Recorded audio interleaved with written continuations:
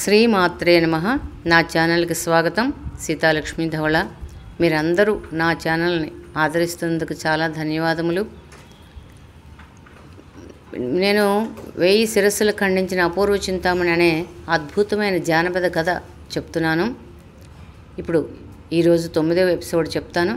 గత ఎపిసోడ్లో విజయ్ కుమారు, ఆనంద్ కుమారు అలాగా చింతామణి ఖడ్గానికి బలైపోవడం, చాలామంది రాజకుమారులు రాజవంశాలు నాశనం అయిపోతున్నాయని తెలుసుకుని ఆ రోజు రాత్రి నిద్ర పట్టక ఉదయానికే క్షత్రియ దుస్తులు ధరించి ఖడ్గాన్ని పట్టుకుని అమ్మ నాన్నకి దండం పెట్టి, నాకు మీరు మాట ఇవ్వండి, నేను ఎక్కడికి వెళ్తున్నాను, నా ప్రయాణంకి ఆపకండి అని వాళ్ళ దగ్గర మాట తీసుకుని నమస్కారం పెట్టి, నాయన చూస్తుంటే క్షత్రియ దుస్తులు వేసావు ఏంటి నాయన అంటే, నా అమ్మ నాకు మాట ఇచ్చారు కదా మీరు, ఇప్పుడు నేను చెప్తాను అని ఇలాగ నేను కుండినగరం వెళ్ళి ఆ చింతామణి తాలూకా ప్రశ్నలకు జవాబు చెప్పి, ఈ రాజవంశాలన్నీ నాశనం అయిపోతున్నాయి, ఎందరో రాజకుమారులు బలైపోతున్నారమ్మా, వాళ్ళందరినీ ఇక ముందైనా మరి ఇలాంటి జరగకుండా ఆపడానికి నేను వెళ్ళి ఆ ప్రశ్నలకు జవాబు చెప్పి హింసాకాండను అరికడతాను, నన్ను దీవించండి అని ఛత్రపాలుడు రమాదేవిని అంటే వాళ్ళ అమ్మా నాన్నకి దండం పెట్టాడు. వాళ్ళు ఒక్కసారి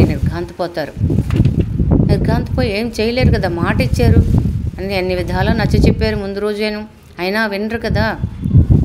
వినకుండా వెంటనే నాన్న మరొకసారి ఆలోచించుకోమ్మా, ఇంతమంది ఆవిడ ఖడ్గానికి బలైపోయారంటే మరి ఆ ప్రశ్నలు ఎంత కఠినమైనవో నువ్వు మాత్రం చెప్పగలవా అని ఎన్ని విధాలు చెప్పినా, అమ్మ నాకు మాట ఇచ్చారు, నేను ఎలాగైనా వెళ్ళి వస్తాను, నన్ను దీవించండి, వాళ్ళ దగ్గర నమస్కారం, వాళ్ళ దగ్గర ఆశీర్వదనం, ఇంక చేసేది లేక వాళ్ళు ఏం చేస్తారు, పట్టాక వెంటనే ఆశీర్వదించిన, నాన్న నీకు విజయం చేకూరుగాక అని వాళ్ళకి కావలసిన దారిలో ఏమైనా కొంచెం తినబండారాలు అన్నీ పట్టుకెళ్ళి జాగ్రత్తగా విజయుడివే తిరిగి రానాయన అనేసి వాళ్ళు దీవిస్తారు. అంతకుమించి ఏం చేయలేరు కదా. వెంటనే విజయకుమారుడు వాళ్ళిద్దరి దగ్గర సెలవు తీసుకుని మంచి గుర్రాన్ని ఒకటి, అంటే ఎంత దూరమైనా ఎంత స్పీడ్గానైనా పరిగెట్టగలి అలుపు సొలుపు లేకుండా, అంటే మరీ అలుపు సొలుపని కాదు, తను కొంచెం మంచిది జాతి లక్షణమైనది అలాంటి గుర్రాన్ని ఒకటి తను ఎంచుకుని దాని మీద తనకు కావాల్సిన దుస్తులు కొంచెం తినుబండారులు పట్టుకుని తూర్పు దిక్కుగా బయలుదేరి వెళ్తాడనమాట. అలా బయలుదేరి అడవులు కొండలు గుట్టలు అలా ప్రయాణం చేస్తూ అలసిపోయాడనమాట. ఒక దగ్గర ఇంకా సూర్యాస్తమానికి ఇంకో 2-3 గంటలు ఉంటుందనగా అక్కడ కొంచెం నీరసం వచ్చి అలసిపోయి చెమటలు పట్టేసి ఇంకా గుర్రం దిగి గుర్రాన్ని పక్కన ఆపి తను కూడా ఒక చెట్టు కింద అలా కూర్చుంటాడనమాట. ఎంత దూరం వచ్చాడో తెలియదు, ఎలా వెళ్ళాలో తెలియదు, ఎక్కడుందో తెలియదు, కేవలం ఆ హింసాకాండను అరికట్టాలి, ప్రశ్నలకు జవాబు చెప్పాలి అనుకోవడమే తప్ప ఆ ఊరు కూడా పేరు వింటే ఈ మధ్యన విన్నాను కానీ అంతకుముందు తెలియదు, ఎలా వెళ్ళాలో తెలియదు, ఏంటి ఇలాగా అనుకుంటుండగా ఒక బాణం తాలూకా శబ్దము రెవ్వమని వస్తుందన్నమాట. శబ్దం వచ్చిన తర్వాత ఒక 2-3 నిమిషాలకు అక్కడ ఒక పావురం పడుతుంది. పావురం పడగానే చూసి, ఈ శబ్దానికి పావురానికి అంటే వెల్లు పడుతుంది, ఆ పావురంకి ఏదో అంటే ఈ లోపల ఒక బోయవాడు వస్తాడు. బోయవాడు వచ్చి, నువ్వేనా ఈ పావురాన్ని కొట్టావంటే, అవును బాబయ్య నేనే కొట్టాను, ఇవాళ ఏమీ అసలు దొరకలేదు, ఇది ఒక్కటే నాకు దొరికిందంటే, ఇది ఇక్కడికి నాగపురం ఎంత దూరం ఉంటుందో చెప్పగలవా అంటే, బాబు మీరు వచ్చారు మీకు తెలియదా అంటాడు. అలా కాదు, నేను చాలా స్పీడ్గా వచ్చేసాను గుర్రం మీద కదా, నాకు దూరం తెలియలేదంటే, ఇక్కడికి ఒక 100 యోజనాల దూరం ఉంటుందంట. అంటే ఒక యోజనం అంటే నాకు తెలిసి ఒక 3 కిలోమీటర్లు ఉంటుంది. అలాంటి 100 యోజనాలంటే చాలా దూరం కదా. అమ్మో ఇంత దూరం నేను ఒక్కడనే ఉదయం అంతా ప్రయాణం చేసి వచ్చానా అని ఒకసారి అనుకుని, ఇక్కడ ఏదైనా మీది ఏ ఊరంటే మాది బంగారుపల్లి అండి. అవునా, ఇక్కడి నుంచి ఎంత దూరం ఉంటుందంటే, ఏమీ లేదు, మీరు నడిచి వెళ్తే కొంచెం రాత్రి అయిపోతుంది కానీ మీరు గుర్రం మీద వెళ్తే పర్వాలేదు, ఒక అరగంటలో వెళ్ళిపోతారు, చీకటి పడకుండా బాబయ్య అని వాడు వెళ్ళిపోతాడు అక్కడి నుంచి. సరే కదా అని వెంటనే ఆ జలాశయం పక్కన ఉంటే కొంచెం మొహం కడుక్కుని కొంచెం నీళ్లు తాగి ఆ గుర్రానికి కూడా కొంచెం నీళ్లు పట్టించి అక్కడి నుంచి మళ్ళీ ఈ బంగారుపల్లి రాత్రి వేసకలు మరి అక్కడ చేరుకోవాలి. చుట్టూరు దట్టమైన అడవి, ఎక్కడ కొండలు కోనలు అడవులు తప్ప మనిషి సంచారమే లేదు.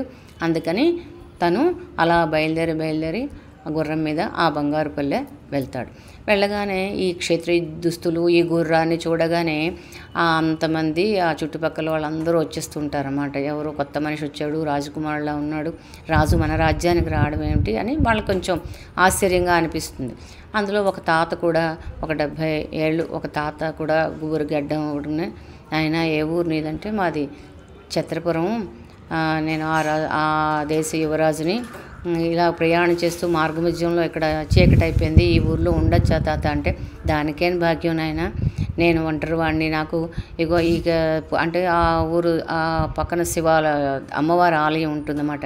అంటే ప్రతి గ్రామానికి ముందు శివాలయం కానీ లేకపోతే అమ్మవారి ఆలయం కానీ ఉండడం సహజం కదా. అంటే గ్రామదేవత ఆ గ్రామానందరినీ కాపాడుతూ ఉంటారని. ఈ అమ్మవారు రాజరాజేశ్వరి దేవి, నేను పూజ చేస్తూ ఉంటాను, ఆవిడ సేవ చేసుకుంటూ ఉంటాను నాయన, నాకెవరూ లేరు, ఈ రాత్రికి మా ఇంట్లో నువ్వు పడుకో, తెల్లవారి వెళ్దు కానీ ఎక్కడికి వెళ్తావు నాయన ఏంటంటే, ఏమో తాత నేను బయలుదేరాను, చెప్తానులే రేపు ఉదయం అని చెప్పేసి ఆ తాత వాళ్ళ ఇంట్లోకి తీసుకెళ్ళి కూర్చోపెట్టి చిన్న నొలక మంచం మీద కూర్చోనన్నా అని కొంచెం మజ్జిగ తీసుకొచ్చి తాగుని అంటేను, అయ్యో తాత నీకు నేను శ్రమిస్తున్నానంటే, అయ్యో మహానుభావులు మహారాజులు మా ఇంటికి వచ్చారంటే మాకు సంతోషమే కదా అని అంటాడు. అయితే తాత ఇది ఏ రాజ్యంలోని రాజు ఎవరు, మీ రాజు అని అనగానే, నాయన మాది ఈ రాజ్యానికి ఏంటి, ఈ రాజే లేడు, ఒక 5 సంవత్సరాల క్రితం మా రాజు మరణించాడు, తర్వాత శ్రీపతినేమో యువరాజుని రాజుగా చేశారు, మా రాజు కన్నా చాలా ఎక్కువగా శ్రీపురం మాది, ఎక్కువగా మా కన్న బిడ్డల్లా పరిపాలించేవాడు, కాకపోతే ఎక్కడో కుండిన నగరంట, అక్కడ చింతామణి అనే ఒక రాజకుమార్తె ప్రశ్నలు ఏదో అడుగుతుందని, ఆ ప్రశ్నలకు జవాబు చెప్పిన వాళ్ళని పెళ్లి చేసుకుంటుందని ఆ వర్తమానం మా పిల్లడికి వచ్చింది, దాన్ని పట్టుకుని వెళ్ళాడు, 6 నెలలైనా తిరిగి రాలేదు, ఏమైందో ఏమిటో అని మా సైనికులు భటులు అందరూ వెళ్ళి కనుక్కోగా ఆ ప్రశ్నలను జవాబులు చెప్పలేక ఆ చింతామణి ఖడ్గానికి బలైపోయాడని వాళ్ళు వచ్చి చెప్పారు నాయన అంటే, అయితే ఇక్కడి నుంచి కుండిన నగరం ఎంత దూరం ఉంటుంది తాత అన్నాడు.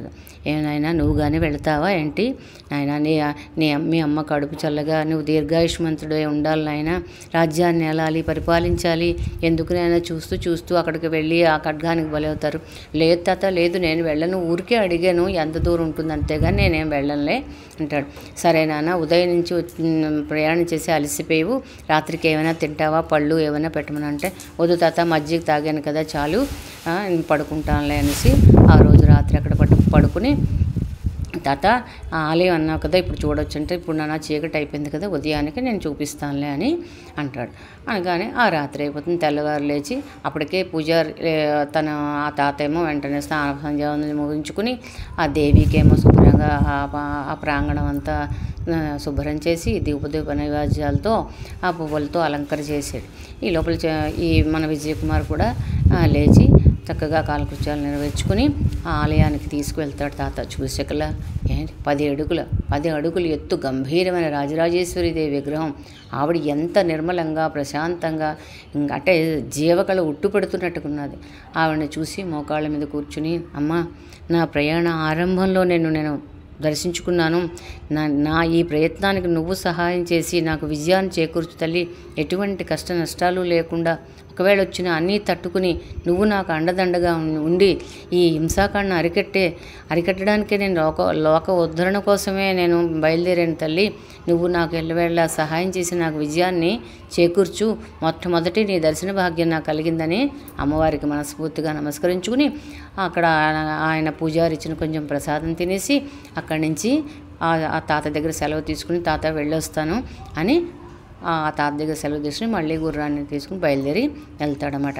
అంటే అలాగా ఆ తాత చెప్తాడు కుండిన నగరం ఎలా ఉంటుంది ఏంటి అని. అంటే తాతని అడిగితే మళ్ళీ వెళుతానేమో అనుకుంటాడేమో అని, సరే అది చాలా దూరం నాన్న, పగడపు కొండలు దాటితే పెద్ద ఇది ఉప్పుటేరు వస్తుంది, అది దాటితే అప్పుడు కుండిన నగరం వస్తుంది అని ఏదో మాటల్లో చెప్తాడు. సరే కదని అలా ప్రయాణం చేసి రాత్రులు ఎక్కడెక్కడో బస్ చేయడం, పగలంతా గుర్రం మీద ప్రయాణం చేయడం చేస్తూ ఉంటే ఆ తాత చెప్పిన ఆ పగడపు కొండలు కొంచెం కనిపిస్తూ ఉంటాయి. అక్కడ కూర్చొని కొంచెం ఈ అడవి జాతి మనుషులు వస్తారు. ఈ మనుషులు వస్తున్నారు, చీకటి పడిపోతున్నది, ఏం చేయడం వీళ్ళ వల్ల నాకేమైనా అపాయం కలుగుతుందంటే వాళ్ళెవ్వరికి అసలు ఏమీ తెలియదు. ఏమీ తెలియకపోతే వాళ్ళకి భాష కూడా రాదు మాట్లాడదామంటే. అలా కొంచెం సరేలే వీళ్ళకి భాష రాదు, ఇంకా మరి కొంచెం వెళ్దామని అలాగ అడవుల్లో అలా ప్రయాణం చేస్తూ ఉంటే మరొక చిన్న గ్రామంలాగా ఉంటుంది. అందులో వాళ్ళంటారు ఈయన చూడగానే ఓ కొత్త మనిషి, వింత మనిషి వచ్చినట్టు వాళ్ళందరూ చూస్తూ ఉంటారు. అంటే వాళ్ళకి కొంచెం భాష వచ్చు. ఇది ఎక్కడనైనా అంటే కుండలి నగరం ఎంత దూరం ఉంటుంది, ఏంటి ఇక్కడ ఉండొచ్చా అంటే సరే వాళ్ళ అడవి మనుషులే కానీ మంచివాళ్ళే అనుకుని, బాబయ్య కొంచెం మేకపాలు ఇస్తాము మీకు, తర్వాత కొంచెము ఉలవ చారు పెడతాము, వరన్నం పెడతాము, తినేసి ఇక్కడ ఉండిపోండి, రాత్రి ప్రయాణం చేయడం మంచిది కాదు, ఆ పగడపు కొండలు దాటాలంటే చాలా కష్టము అని వీళ్ళు చెప్తారు. తర్వాత ఉప్పుటేరు ఉన్నది, ఆ ఉప్పుటేరు మామూలుగానే ఉంటుంది కానీ తర్వాత ఎప్పుడు అది ఏరు పొంగిపోతుందో తెలీదు, పొంగిందంటే ముంచేస్తుంది, ఎక్కడ కొట్టుకెళ్ళిపోతామో తెలీదు, అది అంత మాయ లాంటి ఆ ఏరు, కొంచెం జాగ్రత్తగా ఆయన చెప్తారు. అది దాటితే ఇంకేముంది కుండలి నగరమేను అని అనేసి ఆ రోజు అక్కడే బస్ చేసి తర్వాత మళ్ళీ ఉదయానికే బయలుదేరి ఆ పగడపు కొండలు ఎంత ఎలా ఎక్కడం అంటే అల్లిబిల్లిలుగా లతలతోని పొదలతోని ముళ్ళ తుప్పలతోని అన్నీ నిండిపోయి ఉంటాయన్నమాట. అవన్నీ ఖడ్గంతోనేమో అలా అతుక్కుంటూ అలా బయలుదేరి ఎక్కుతూ గుర్రం తనకంత చాలా మంచి అశ్వాన్ని ఎంచుకుంటాడేమో, పాపం తన బాధ తెలుసుకుని ఆ గుర్రం అలాగా తనకన్నా ముందు చక్కగా తీసుకుని వెళుతుంది. తనేమో ముందు గుర్రం ఎక్కి ఈ లతలన్నీ శుభ్రం చేస్తుంటే గుర్రం అలా ఎక్కుతూ ఉంటుంది. అలా ఎక్కి అవతల దిగుతాడనమాట. మొత్తం పగడపు కొండలు దిగగానే ఉప్పుటేరు కనిపించింది. అమ్మయ్య ఉప్పుటేరు కనిపించిందిలే, ఈ రాత్రికి అలా ఇంకా చీకటి పడ్డానికి ఇంకా 4 గంటలు ఉంటుంది, నేనేమో ఈ లోపల ఉప్పుటేరు దాటిస్తాను కదా అని వెంటనే తన గుర్రాన్ని ఎక్కి మళ్ళీ ఆ ఉప్పుటేరులో దిగుతాడు. దిగినప్పుడు ఉప్పుటేరు బాగానే ఉంది, మోకాలు మన పాదాల దగ్గర వరకు, తర్వాత మోకాల వరకు ఉంది. సరే మోకాల వరకు ఉంది కదా, సరే నేను బయలుదేరి వెళ్ళిపోవచ్చు పర్వాలేదు అనుకోగానే అలా పెరిగిపోయి నడుము వరకు వచ్చింది. ఆ గుర్రానికి జీన్ కడతాడు కదా వీడి బట్టలు గట్ట అన్నీ, అవి కూడా గుర్రం కూడా దాటి తన వరకు వచ్చేసింది. అమ్మో ఇదేదో పెరిగిపోతుంది అనుకున్న లోపల ఒక్కసారి ఆ నీళ్లు మొత్తం ముంచేస్తుంది. గుర్రాన్ని గట్టిగా పట్టుకుంటే ఏకంగా మునిగిపోయి ఎక్కడికి కొట్టిస్తుందో పాపం మునిగిపోతాడన్నమాట. మునిగిపోయి ఎక్కడి వరకు తీసుకెళ్ళిందో ఏమిటో తెలీదు. మనము చక్కగా అంటే ఏంటి మళ్ళీ బతుకుతాడా ఉప్పుటేరులోంచి ఆ మునిగిపోయిన వాడు, ఆ గుర్రం ఎక్కడుందో తను ఎలా బతుకుతాడు అంత ఉప్పుటేరులో, మళ్ళీ లేస్తాడా వెళతాడా, మళ్ళీ కుండలి నగరం వెళ్ళి ఆ ప్రశ్నలకు జవాబు చెప్తాడా అనేది మనము రేపటి ఎపిసోడ్లో తెలుసుకుందాము. చాలా ముందు చాలా అద్భుతంగా ఉంటుందండి. నేను చెప్పానని కాదు, జాగ్రత్తగా వినండి పూర్తిగా. అంటే ఇవాళ రేపు ఎవరికి అంత వినడానికి టైం ఉండదని నాకు తెలుసు, ఎందుకంటే వ్యూస్ ఒక 60-30 ఇలా వస్తున్నాయి, కానీ చాలా అద్భుతమైన మంచి కథ అండి ఇది. అందుకే నాకు వ్యూస్ కోసం దానికోసం కాదు, పర్మనెంట్గా ఉండిపోతుంది. ముందు తరాల వాళ్ళు చక్కగా రిలాక్స్గా చదువుతారు. మన తరం కట పిల్లలకి ఆ పిల్లలకు కూడా ఒక కథ ఇలా ఉంటుంది. రాజులు రాజ్యాలు, ఆ పల్లెటూళ్ళు, ఆ కొండలు అడవులు సెలయేళ్ళు అవన్నీ కూడా ఆ ప్రకృతి సహజమైన ఆ వింత దృశ్యాలు అవన్నీ కూడా పిల్లలకి వర్ణనగా వాళ్ళకి చెప్పే మనకి ఒక ఇది ఉంటుంది, ఆధారం ఉంటుంది కదా అని అండి. చక్కగా మనం రేపటి ఎపిసోడ్లో ఏమయ్యాడా ఏంటా అనేది చక్కగా తెలుసుకుందాం. ఈ చెప్పే విధానం మీకు నచ్చినట్లయితే లైక్ చేయండి, షేర్ చేయండి, కొత్త వాళ్ళైతే సబ్స్క్రైబ్ చేసి మీ కామెంట్స్ కూడా పెడితే నాకు అమ్మ ఇలా చెప్తున్నావు, ఇలా బాగుంది, ఇలా బాగోలేదు, ఇంకా ఇలా చెప్తే బాగుంటుంది అని నాకు చెప్తే నాకు కొంచెం ఎంకరేజ్గా ఉంటుంది, నాకు చెప్పడానికి కొంచెం ఉత్సాహంగా నేను చెప్పగలుగుతాను. అందరికీ శ్రీమాత్రే.